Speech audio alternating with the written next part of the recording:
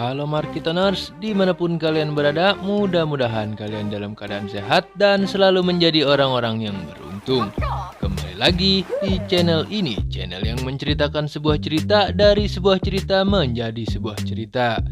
Yang kali ini saya akan bercerita tentang sebuah film yang diangkat dari kisah nyata, di mana film ini bercerita tentang perjuangan orang tua yang berusaha mencari keadilan karena anak perempuannya yang berusia 8 tahun mendapat tindakan pelecehan dan penganiayaan yang membuat anak tersebut cacat dan mengalami trauma yang luar biasa.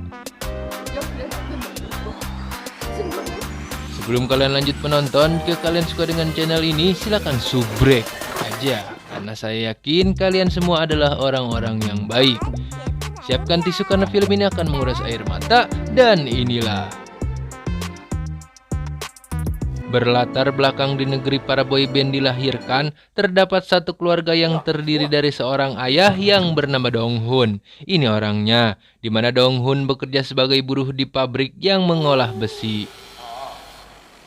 Sedangkan Mihe, ini orangnya, merupakan istri dari Dong-hun yang berprofesi sebagai ibu rumah tangga sekaligus penjaga warung yang ia miliki sendiri.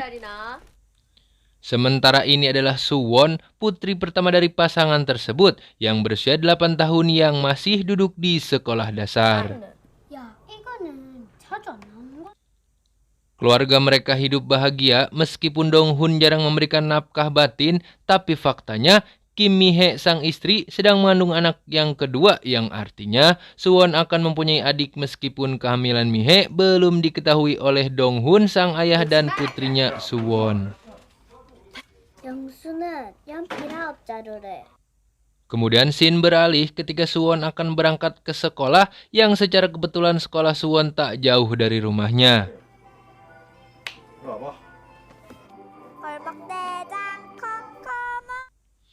Disertai hujan yang sangat deras, Suwon pun berangkat sekolah dengan berjalan kaki seorang diri.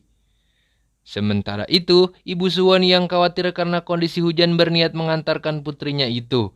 Namun Suwon menolak karena sudah terbiasa berangkat sendiri. Yang akhirnya, ibu Suwon berpesan agar Suwon melewati jalan besar dan jangan melewati gang-gang sempit. Petaka itu pun datang ketika Suwon dihampiri oleh seorang pria yang bernama Jong-sul. Ini bemenguknya. Terjadi perbincangan antara keduanya, di mana saat itu Jong-sul sedang dalam keadaan mabuk membawa Suwon ke suatu tempat tersembunyi. Hingga akhirnya terjadilah peristiwa kelam yang menimpa Suwon.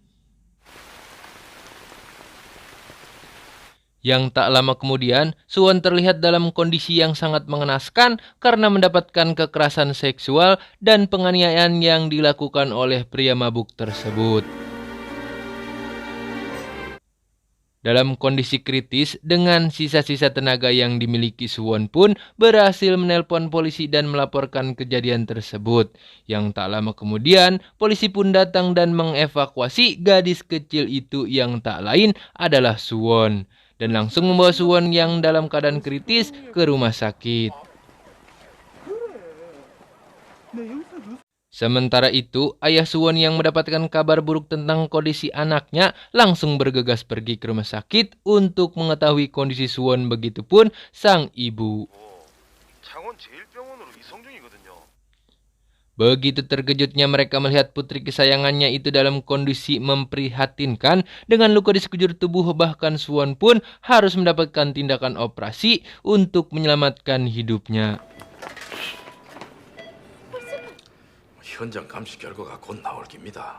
Sang ayah Dong-hun berusaha menanyakan kepada polisi tentang apa yang terjadi, sementara ibu Suwon terus menangis meratapi peristiwa buruk yang terjadi kepada putrinya itu.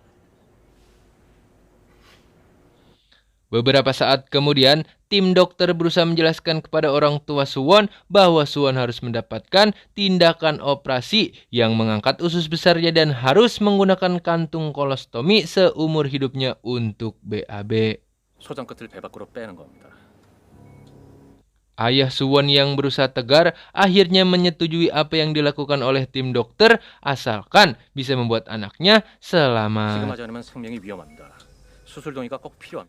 Kemudian scene beralih ketika operasi berhasil dilakukan, Suwon yang telah sadar dihampiri oleh sang ayah yang kemudian Suwon menceritakan tentang apa yang terjadi dan berpesan ayahnya harus segera menangkap pelaku yang tak lain si pria mabuk yaitu Jong-sul.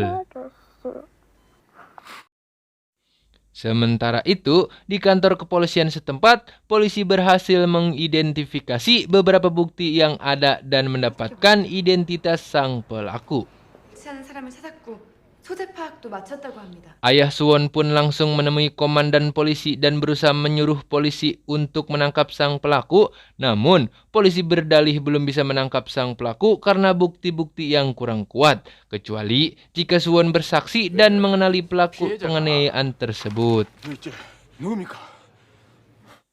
Akhirnya, dengan bantuan seorang psikolog, Suwon berhasil membuat kesaksian di mana Suwon berhasil mengenali pelaku dan menunjuk pelakunya lewat beberapa gambar yang ditunjukkan oleh polisi. Yang kemudian, dengan kesaksian itu, polisi langsung bergegas melakukan penangkapan.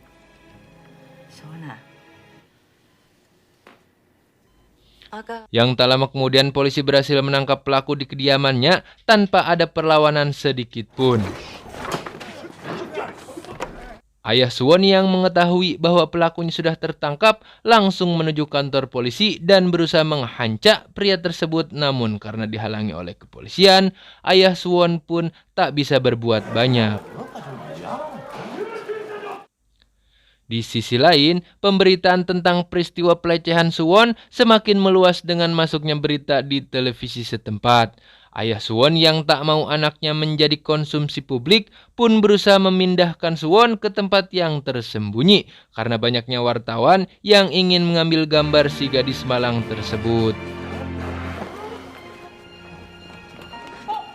Sementara itu, ibu Suwon yang tak sanggup melihat kondisi anaknya akhirnya pingsan dan harus mendapatkan perawatan di situ juga. Akhirnya ayah Suwon mengetahui bahwa istrinya sedang hamil. Entah apa yang ada di benak Dong-hun sang ayah ketika kabar bahagia bahwa istrinya sedang hamil. Di sisi lain, ia juga berduka dengan apa yang terjadi dengan sang putri yang telah mengalami peristiwa tragis. Kemudian scene beralih ketika Dong-hun berusaha berbincang dengan Suwon, anaknya sendiri. Namun Suwon yang memiliki trauma yang cukup parah, trauma terhadap pria dewasa bahkan dengan sang ayah sekalipun, Suwon masih takut dan enggan berkomunikasi. Yang akhirnya Dong-hun memberitahu bahwa Suwon akan segera mempunyai adik karena sang ibu sedang hamil yang membuat Suwon sedikit bahagia mendengar kabar itu. Keesokan harinya, Dong-hun yang sudah tak mempunyai uang berusaha menelpon teman dekat di tempat ia bekerja sekaligus manajer di perusahaan tempat Dong-hun bekerja, di mana maksud dan tujuan Dong-hun untuk meminjam sejumlah uang agar silaturahmi tidak terputus, yang kemudian si manajer baik hati itu meminjamkan sejumlah uang kepada Dong-hun. Kemudian scene beralih setelah beberapa hari dari peristiwa yang menimpa Suwon. Akhirnya sidang pertama pun digelar untuk terdakwa Jong-sul. Namun karena Jong-sul yang terus mengelak dan mengatakan bahwa dirinya sedang mabuk, ditambah lagi bukti-bukti yang kurang kuat membuat sidang itu pun ditunda. 피고인의 옷가지에서 나온 혈흔은 어떻게 된 겁니까? Di sisi lain, Ibu Suwon dibantu dengan seorang psikolog berusaha menghibur dan membangkitkan semangat Suwon dengan membuat pertunjukan badut di kamar tempat Suwon dirawat, yang mana usaha itu berhasil dan membuat Suwon terhibur. Dong-hun yang mengetahui hal itu berhasil akhirnya memutuskan untuk kembali meminjam kostum badut itu, di mana kostum itu ia gunakan untuk mendekati putrinya dan menghibur putrinya karena Suwon yang trauma dengan pria dewasa walaupun pria itu adalah ayahnya. Oleh karena itulah Dong-hun memakai kostum badut agar bisa berinteraksi dengan sang putri. Singkat cerita, setelah beberapa minggu akhirnya Suwon akan dibawa pulang karena kondisinya yang semakin membaik. Namun, traumanya terhadap pria dewasa masih membayanginya sekalipun sang ayah yang mengajaknya berbicara, Suwon masih tak mau berkomunikasi. Sesampainya di rumah, Suwon disambut oleh banyaknya ucapan semangat yang ditulis dan ditempel oleh teman-teman sekolahnya, membuat Suwon menjadi semangat dan tak takut untuk datang ke sekolah.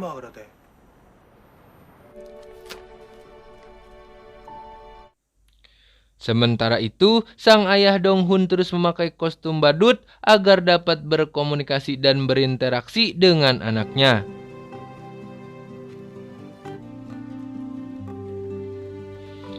Sampai akhirnya di suatu hari Suwon pun mengetahui bahwa badut itu adalah ayahnya.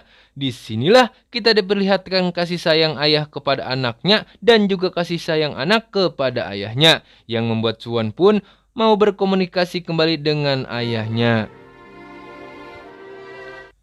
Kemudian scene beralih di mana komandan polisi sedang berbincang dengan Dong-hun, di mana polisi itu mengatakan bahwa Suwon harus menjadi saksi di persidangan selanjutnya agar pelaku dapat dihukum seberat-beratnya.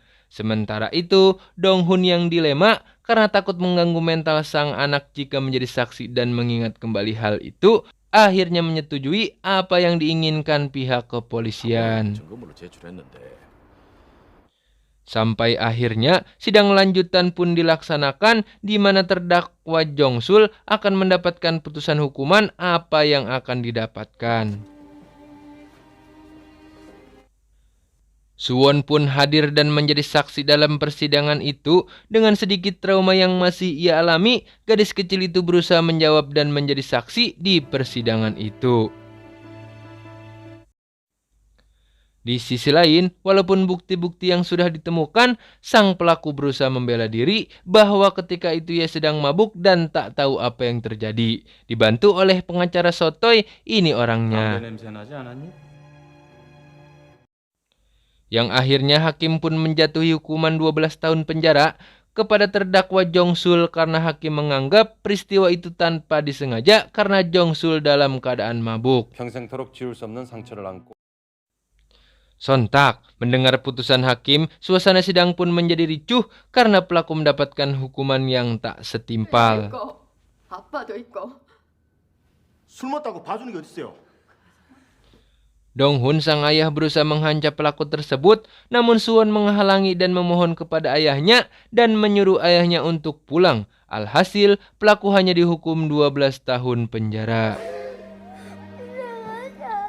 Kemudian scene beralih di mana ketika ibu Suwon melahirkan anak keduanya yaitu bayi laki-laki yang menjadi adik Suwon yang diberi nama Happy. Dengan kehadiran bayinya itu, mereka pun menjadi keluarga yang bahagia walaupun di sisi lain mereka masih memikirkan nasib Suwon yang cacat seumur hidup. Film pun mamat. Pesan yang dapat kita ambil dari film ini ialah jangan pernah lengah mengawasi putra-putri kita. Karena kejahatan terjadi bukan karena ada niat, tapi juga karena ada kesempatan. Waspadalah, waspadalah. Saya mewakili segenap jajaran yang bertugas. Mohon pamit dan mohon maaf jika ada kesalahan. Jangan lupa subrek. Sampai jumpa.